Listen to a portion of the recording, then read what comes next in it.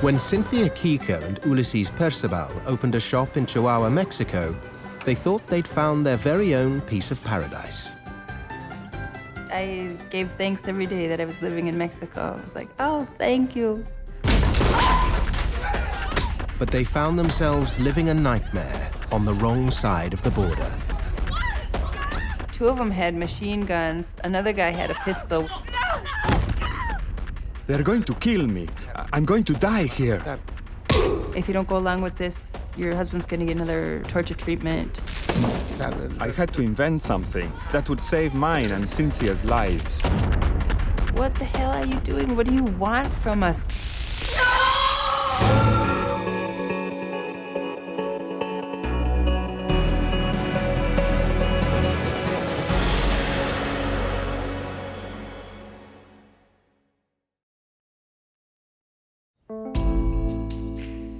In 1986, Minnesota native Cynthia Kiecker was living in Mexico selling her handmade jewelry on the streets. That same year, she met protest singer Ulysses Percival in Mexico City. They fell head over heels in love, and within a few months were married. Ulysses, he knows how to talk to people, very charismatic. If he starts playing a song, pretty soon you'll have 100 people around him because he kind of stands out in the crowd. I had lots of girlfriends, but they didn't have what she had. She was someone very special, very sweet and spiritual. We started hanging out together and traveling all over Mexico, which I loved because it was a way to make contact with the people. The couple relished their life of total freedom. But after 12 years on the road, they decided to settle down and open a handicraft store in Chihuahua, a large town in northern Mexico.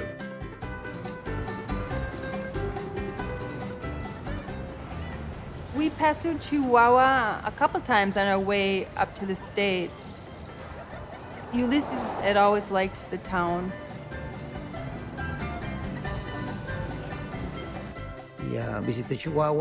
I liked it because of the desert, the wildlife, and the local people. The mountains.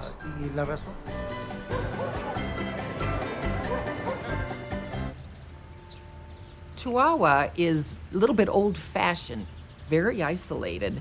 It was very conservative, and people tended to be very involved with the church. The business soon became a popular hangout for local youth. Teenagers flocked to the store to snap up Cynthia's jewelry. It was right on a bus line there, and a lot of young people especially got off that bus stop. It became kind of an instant success. We were doing good business, and the people were appreciative of our work. Ulysses would occasionally play his music, and I think the young people got a big kick out of that. We sold T-shirts with political figures. We also had candles and that sort of thing. Incense, folk art from different parts of Mexico.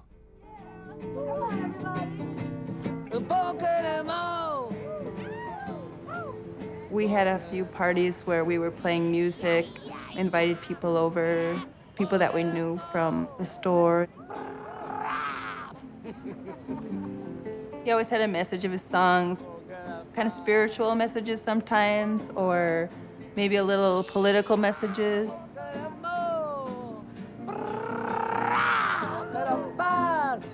I felt like we were standing on our own 2 feet, living on our artwork and music.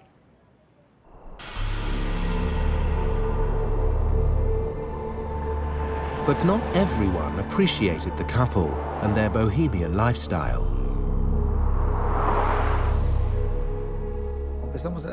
We began to notice that we were very different than most people in Chihuahua, and not in a good way.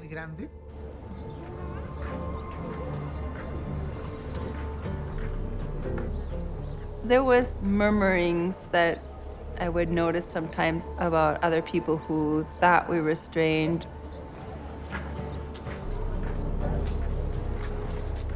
Cynthia and Ulysses dress in kind of an alternative style.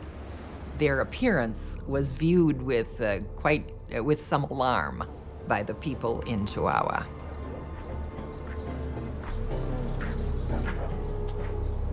Some people talked about, oh, there's satanic people. That always seemed pretty absurd and kind of crazy to me.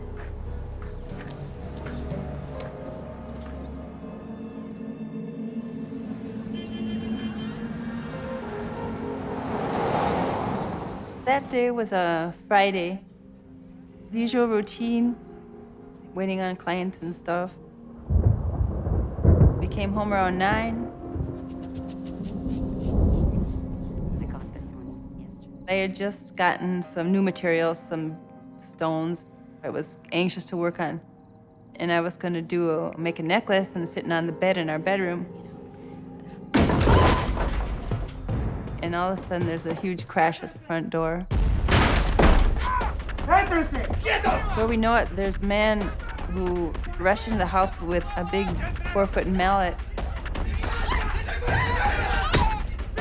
Just followed by 5 or 6 men. 2 of them had machine guns. Another guy had a pistol.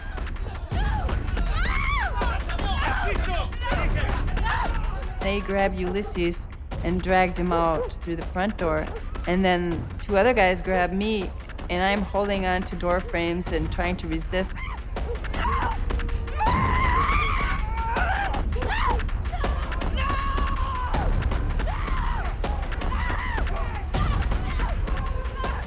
It was like they were kidnapping me.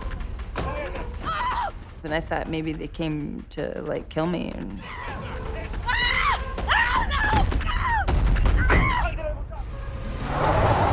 American Cynthia Kiecker and her Mexican husband Ulysses Percival were abducted from their Chihuahua home and thrown into waiting vehicles. they pushed me in the van and closed the door and had my head down in the seat with somebody's knee in the back of my neck.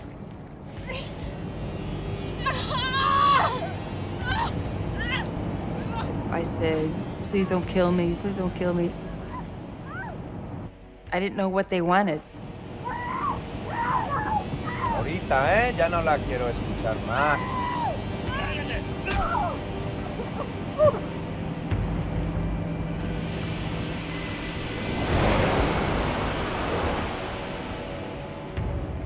I had no idea why this was happening.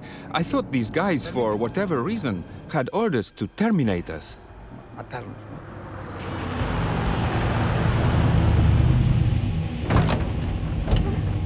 After about 10, 15 minutes, they stopped, and I could hear like an iron gate opening. Upon arriving, I hear a door open electronically. Electrónicamente se abre una puerta. It's an electronic sound, and I hear it close.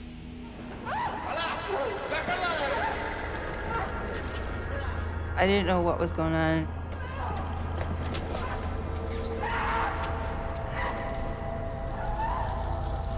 To their shock, the couple discovered their kidnappers were, in fact, the police.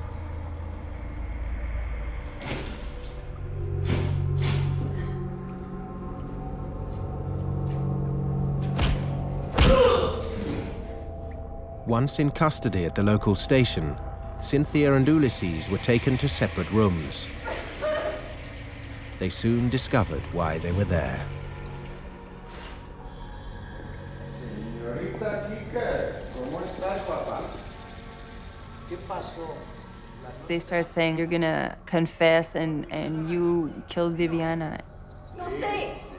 And I just told them I didn't know what they're talking about. Viviana Rayas. No sé, Viviana. ¿Tú sabes quién es Viviana? One of the cops says, you know who Viviana is. I tell him no, that name isn't familiar. The girl police were trying to link the couple to was 16-year-old Viviana Reyes.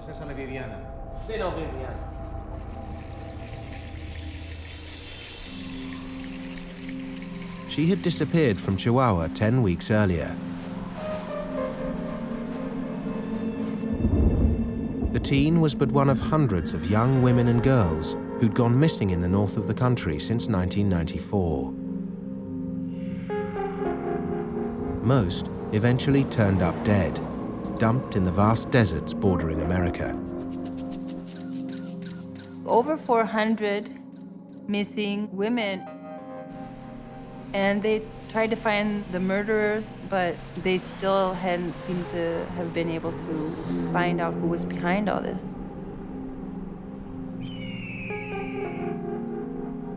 There'd been many mothers frantically waiting for some kind of justice.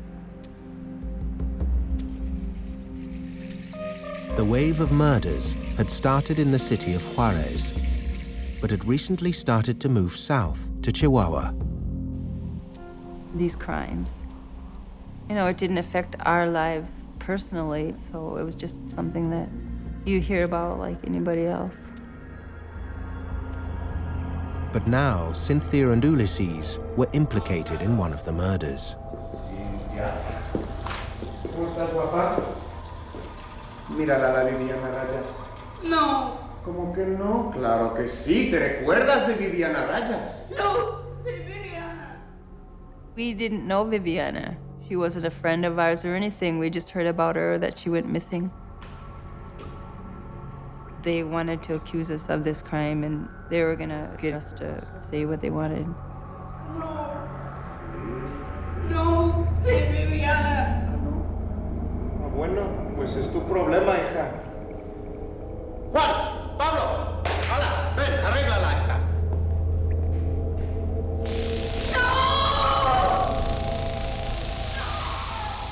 They had some electric shock, and they started shocking me on my legs and on my back.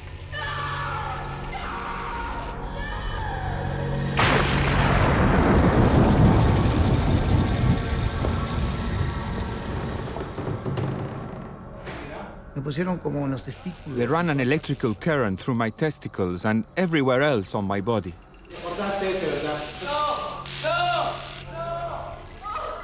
He was screaming. I could hear sounds of beating. I could hear them hitting him.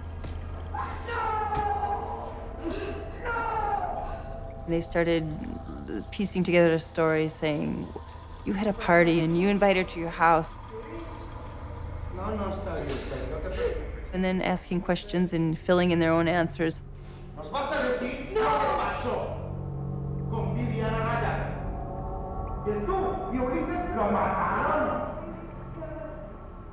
There was a feeling of panic, but there's no escape.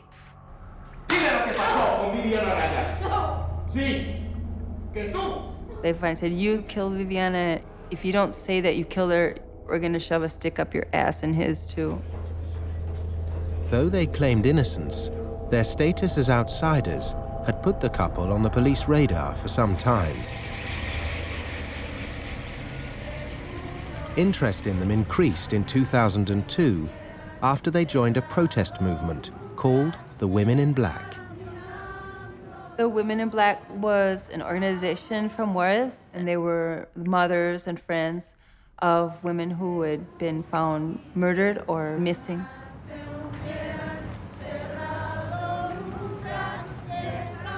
We went to a march to support the people who were trying to make headway with the government.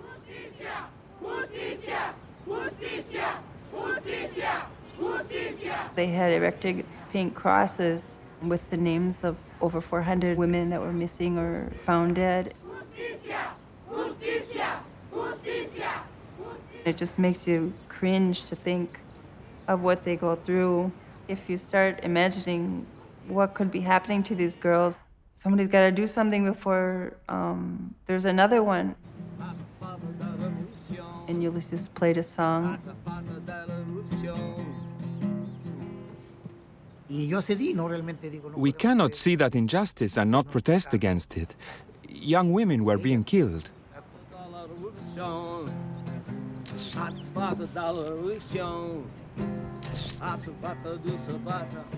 He had one song that the judicial police didn't like very much called Marrano Judicial, which means police pigs. It was kind of denouncing corrupt officials and their mistreatment of and abuses of human rights. But the price paid for insulting the police turned out to be very high.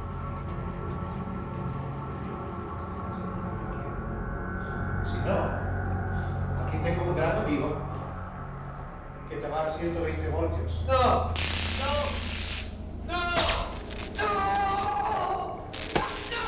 Torturas, golpes. They continued to beat me, electrocute me, and I thought they were really going to kill me. Tal vez matarnos, ¿no?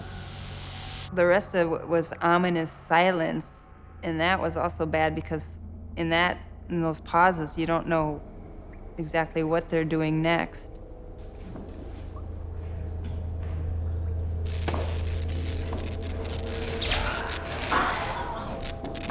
Obviamente que yo empiezo a gritar. Obviously, I began to scream because it's an incredibly intense pain.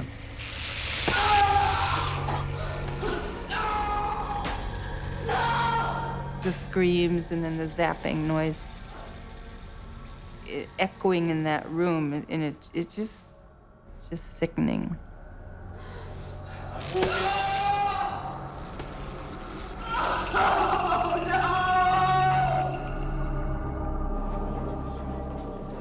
Unlike the hundreds of other homicides, police were determined to lay charges in the murder of Viviana Reyes. She was a special case.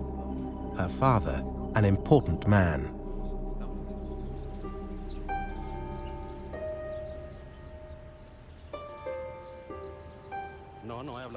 Senor Reyes, who is the father of the girl Viviana, waited 2.5 months for the police to find his missing daughter.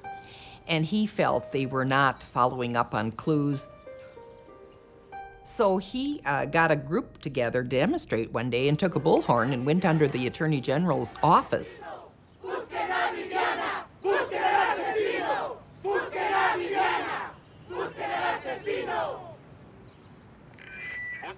And said, if you don't find my daughter, I'm going to close down the toll taking of the Chihuahua highway. And he could do that because he was a union official.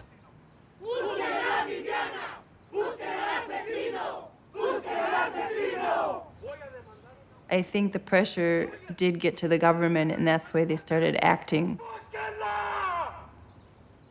The heat was on them to find some answers real quick.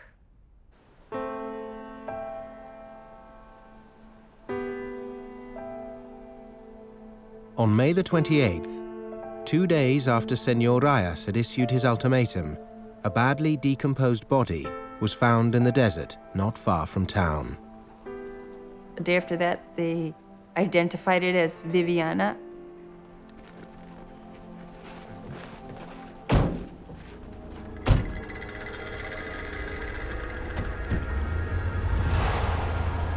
"48 hours later, on May the 31st, Cynthia and Ulysses were being tortured for the crime. So I said to myself, you have to confess or else they're not going to stop.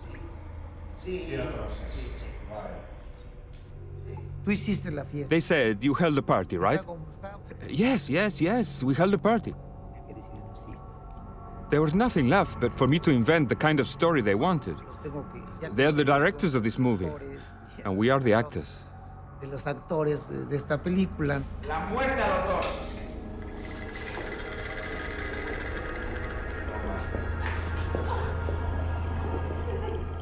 I put my hand on his hand and I said, Ulysses, what's going on? What should we do? And he said, just go along with it. Just do what they say. Just do what they say.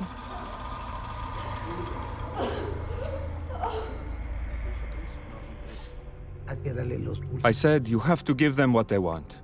Accept it. It's your only chance to save your life. So then I just said, okay, yeah, we did it. And I just started repeating what they told me to repeat. We had a party. They brought us out to an office, and there was a video there. And then they just said, okay, now repeat the story how we told you. She had too many drugs, and she passed out, and she went...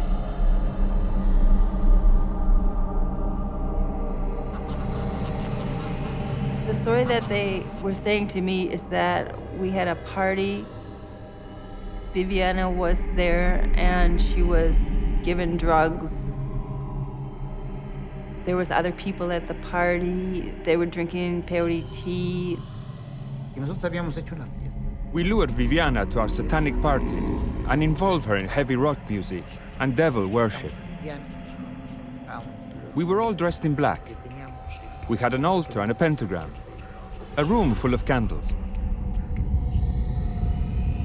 Ulysses was cutting off chicken heads and speaking in tongues. We drugged Viviana with peyote, and she got sick. She had a convulsion. I was supposed to have gone and see if she was okay. But apparently I had been paying too much attention to Viviana. So my wife became jealous and smashed her on the head with the pipe. Eso aceptáramos nosotros.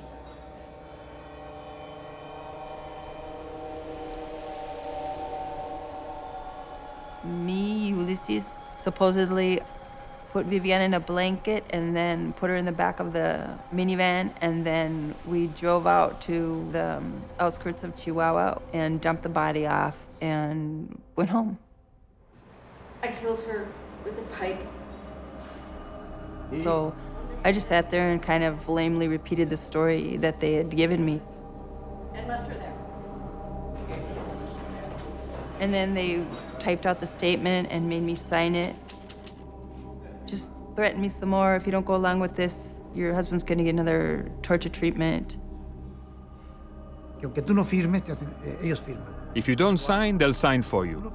It's the same, no? Señorita Kiecker! She died. She fell on the floor. She was bleeding, and Their confession would only be the beginning of the couple's brutal journey through the Mexican judicial system.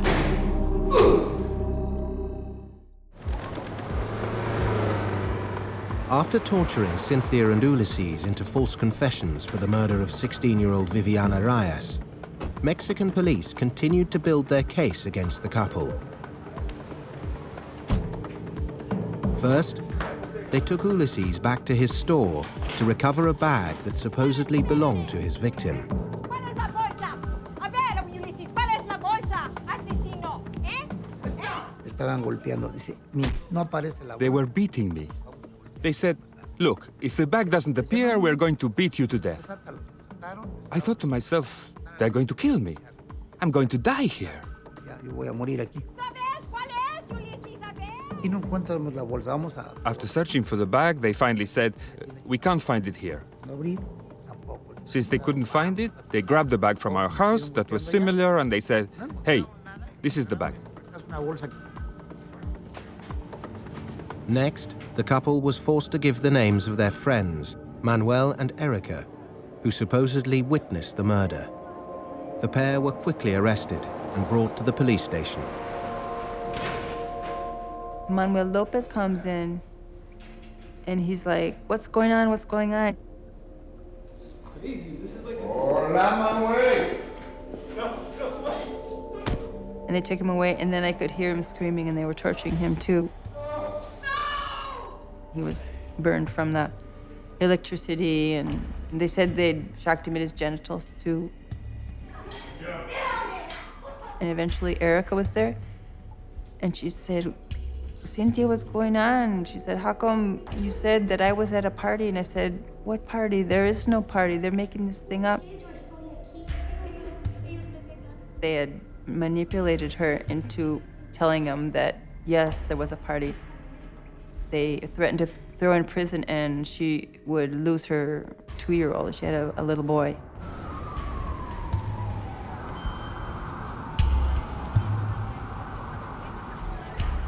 Pero muy temprano, como In the morning, very early, 2 officials came and they said, okay, we're going to take you out now so you can give us the reconstruction of the events as they happen. de los hechos. And I said, the reconstruction of what events? De los hechos. And they said, the death of Viviana. What happened with all that?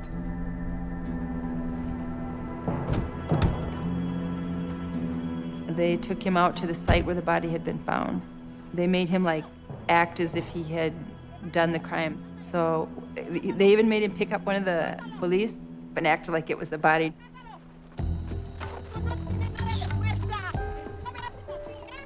guy was super heavy and fat, and Ulysses was all beat up and stuff. He couldn't even like pick him up. So then they said, no, get a skinnier guy, and made him pick him up and act as if he had been dumping a body. ¡Levántalo! ¡Cárgalo!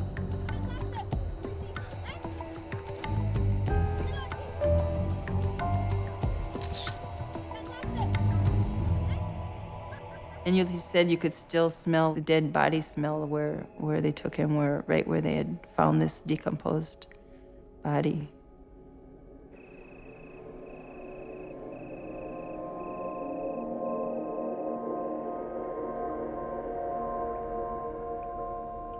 After everything we had said we would go along with it, we signed their confession, this and that, they were still giving him more shock treatments. I just lost it. I just started yelling, what are you doing? What the hell are you doing? What do you want from us? This guy goes, shut up, and he pushed me into a corner, and he took out a pamphlet of 5 of the missing girls that had been missing in Chihuahua. And he said, which one of these girls did you take? Which one are you responsible for? And Ulysses was screaming, so I just picked anybody, and I just said, that one, that one, that one. And then he just looked at me, and he said, you liar, and he slapped me in the face. 2 days after the arrest of Cynthia and Ulysses, Senor Reyes was informed that the murder of his daughter had been solved. The supposed killers were paraded before the press.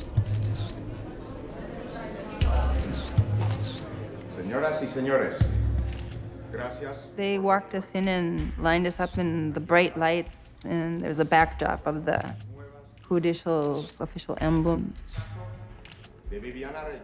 We're presenting these as the suspected murders, or however they termed it. Y Cynthia Kiecker. It was just a real sinking feeling.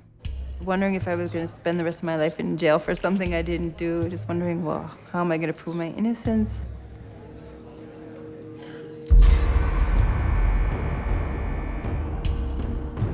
The couple were then immediately thrown into the dangerous Centro de Rehabilitación, a state prison.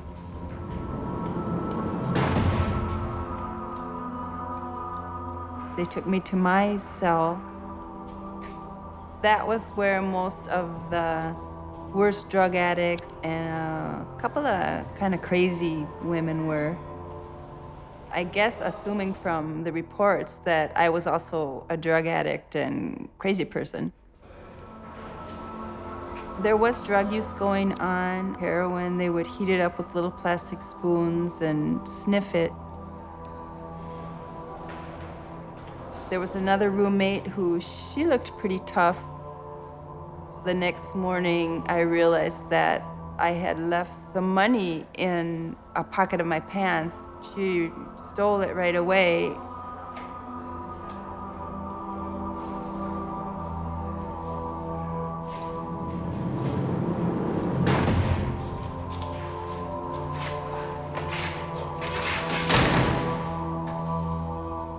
Me acosté en la cama. I lay down in the bed, and I couldn't move because of the pain from the beatings. Entrando a la celda, empecé a I began to think about our lives in Chihuahua before this happened. I imagined it on the wall. It looked like a film, the film of our peaceful lives in Chihuahua. sobre todo en Cynthia también empecé a pensar. More than anything, I began to think about Cynthia, how she was doing.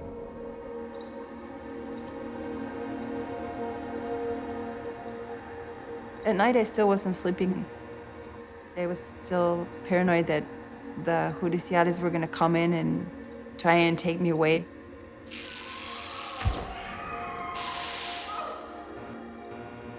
I just was nervous, thinking that one of the other women might want to beat me up. I wasn't really eating at that point, hardly at all. Couldn't eat, couldn't sleep.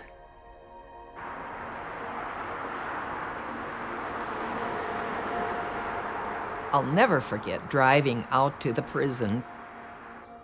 It's got the barbed wire, of course, on the top of the walls and the gun turret things. And I thought, oh, if she's got an orange jumpsuit and is in shackles, I am gonna just die. I had never been in a prison in my life, and it just is such a shock. She looked all right, more or less. I mean, she looked tired and she looked stressed. It's some unanticipated moment in a mother's life where you would ever have to face something like that with your child.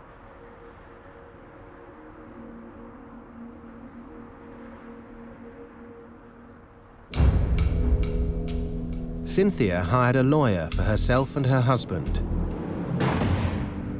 But 3 months passed in limbo before the couple was summoned to a crucial court hearing to establish whether there was sufficient evidence to proceed to full trial. I saw Ulysses coming from the opposite direction. It was the first time we had seen each other for a long time. When I saw Cynthia after 3 months, I felt I was born again. In that moment, the couple made an extraordinary decision that brought with it huge risk. We made a pact. We made a deal to resist everything. Everything that was to come.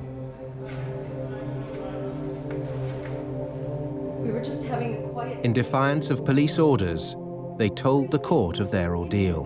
We didn't even know where we were. We basically recounted all the details of the torture, and we said we're innocent. We explained we didn't know this girl, Viviana. We'd never met her. It was all made up. And I guess that didn't count for a thing in his eyes, and the judge decided that he wasn't going to throw the case out, that there was merit for the accusations, and we were now officially imprisoned. I was very angry.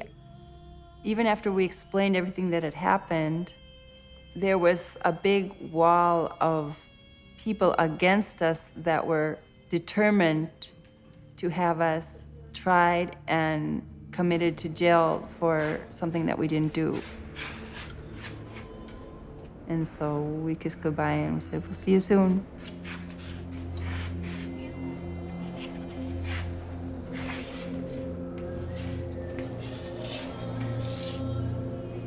The lawyer at this point was saying how serious this was because many, many people in Mexico have been accused of a crime like this and are still in prison forever. In terms of hope to get her out, there was practically none. But, you know, when you've been brought up in a Minnesota farm family, there's no time for crying at that point. At that point, you have to roll up your sleeves and figure out what you're going to try to do. Carol Kiecker and her daughter's attorney set out to dismantle the police case brick by brick. The first step was to track down prosecution star witnesses Manuel and Erica. Cynthia and Ulysses had already retracted their confessions. Would these two risk doing the same? I was outside and somebody told me, Cynthia, we saw on the news, 2 of your friends came forward and retracted their statements. They had never been witnesses to this party that was non-existent. I was jumping up and down. I was so happy. That was kind of a breakthrough. Erica testified under oath in court that this was all as a result of torturing her by saying she'd never see her 2-year-old son again. Both Manuel and Erica were heroes in my estimation, that they were willing to come forward because they clearly put their lives at danger. I thought at that time, well, if there's no witnesses, then this has got to be moving the case forward. I had expectations that this would be the clincher and we would soon probably be getting out. But it was not to be. Despite the sensational revelations of torture and coercion, Cynthia and Ulysses remained in prison. At this point, they had told me that there was visiting day.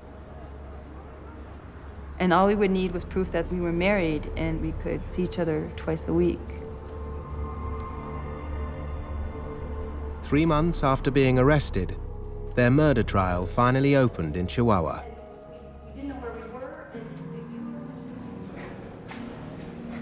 The newspaper accounts over the next few days told of an account of this party having these real lurid details, such as cutting the heads off of chickens and cats and drinking the blood. Well, of course, that was so absurd. My daughter Cynthia is a vegetarian, for heaven's sakes. Cynthia, Ulysses, Manuel, and Erica all took the stand to testify they'd made false confessions.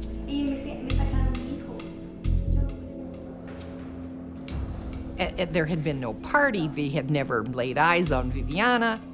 The neighbors even said there was no party. I think the most crazy I felt was when the trial was postponed for no good reason. There was the dentist who was going to identify Viviana from dental records who didn't show up. Oh, she was sick that day. And there was the policeman who was called, and he too didn't show up. The court case dragged on for over 10 months. Hearings came and went, and witnesses came and went, and they didn't have much of a case against us, but they still were very adamant that we were the guilty people, and they were doing everything in their power to convict us. The outlook for Cynthia and Ulysses was bleak, but the desert had still not yielded all its secrets.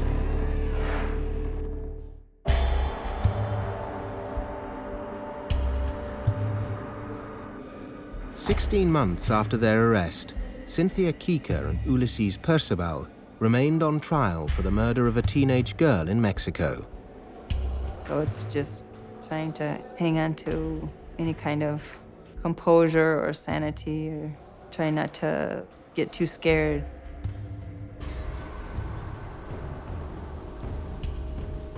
Then came a startling breakthrough. DNA tests on the murder victim cast doubt on whether the body found in the desert was actually that of Viviana Reyes. In the very early discovery of the body, there were newspaper accounts about a 35-year-old female having been found. And after probably a year, the prosecution did reveal the results of the DNA test as inconclusive. It also came to light that Senor Reyes had never actually seen his daughter's corpse. Mr. Reyes was called in to identify Viviana, but they didn't show him this body. They showed him some clothes behind a display case.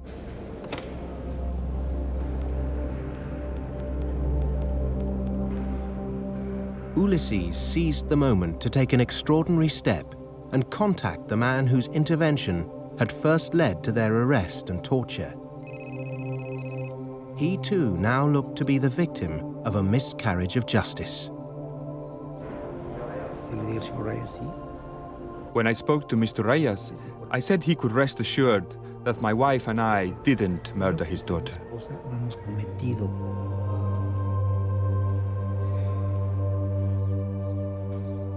He said that he knew that the two of us were innocent. Once these unlikely allies became united in their quest for truth, things started to move quickly.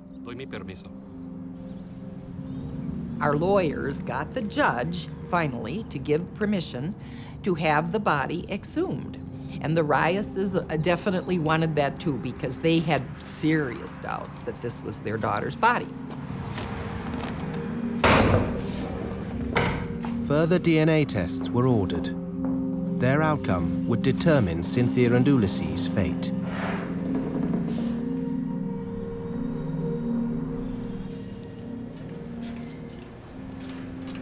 They called us and they said, "You're going to be going in for the verdict." As I was walking to the courtroom, I thought it's possible we're going to be sentenced. We didn't know if they would give us 50 years. We went to the room where the judge was, and he came right to the point and said, Cynthia and Ulysses are found not guilty and are acquitted of all charges against them.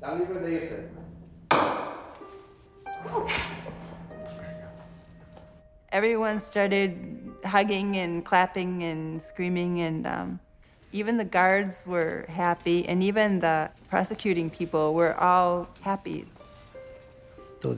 That was the moment of judgment, receiving our liberty. When they were released, one of my big worries was them getting across the border safely. American consulate sent down 2 women in a vehicle that was bulletproof. And they also had a pickup truck following that had 3 FBI men in it. So clearly they had some of the same concerns that I had. There's newspaper people and the lawyers waiting for us, and outside of that door is freedom.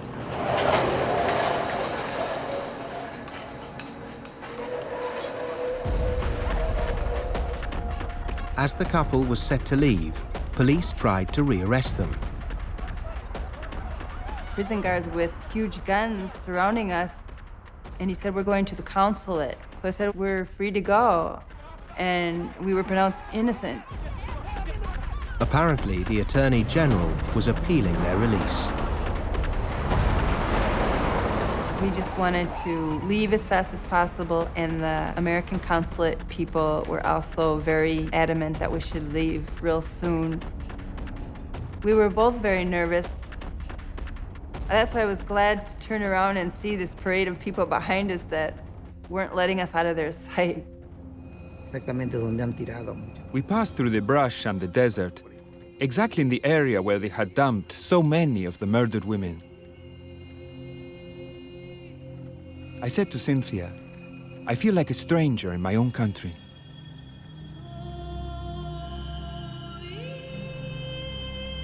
The DNA results from the exhumation were never made public. But Cynthia and Ulysses believe they showed the murder victim was not Viviana Reyes. And that's why they were released.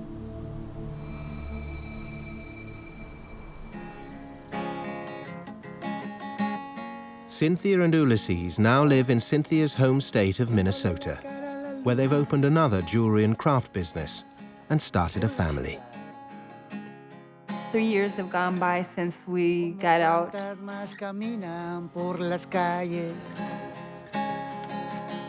We have a 2-year-old girl, and we also have our store. We're recovering bit by bit all the things they took from us. And having a daughter was the best thing that ever happened to me in my life. It's nice, but at the same time, I miss Mexico a lot. Maybe one of the reasons that happened to us was to shed light on a problem that's very deep in Mexico, and hopefully it has helped some other people in their struggles with human rights.